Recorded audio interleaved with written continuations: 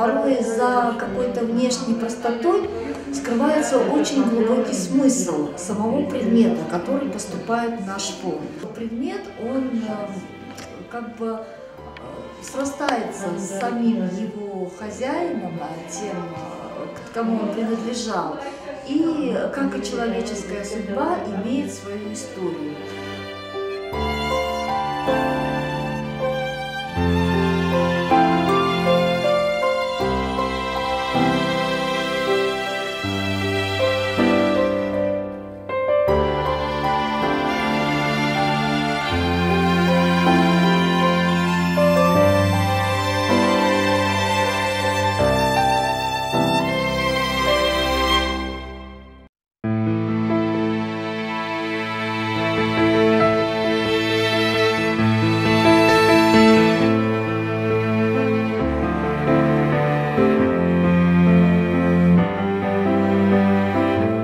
В ходе наших каких-то встреч с дочерью Дилярой Бахчаевой мы узнаем, что у мамы была очень интересная судьба, что какой-то небольшой узелок предмета кочевал с ними, скитался в депортации.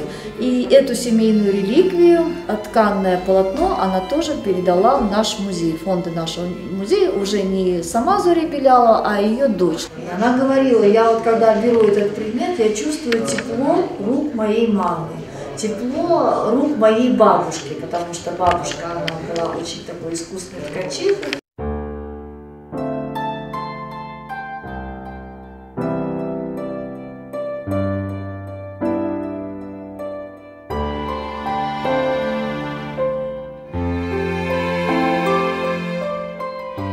Уникальных костюмов. Это костюмы, в которых долгое время выступал Февзи Белялов. Я думаю, многие, кто бывал, вспомнят, конечно, эти костюмы.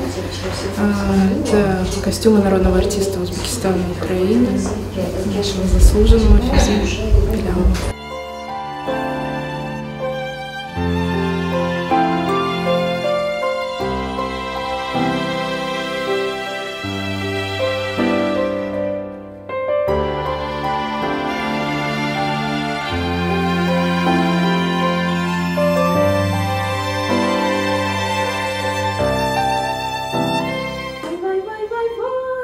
Vay vay vay vay vay, artık gelin olacaksın, kiraz gibi dudaklı kız, başı teli duvaklı kız. Artık gelin olacaksın, başı teli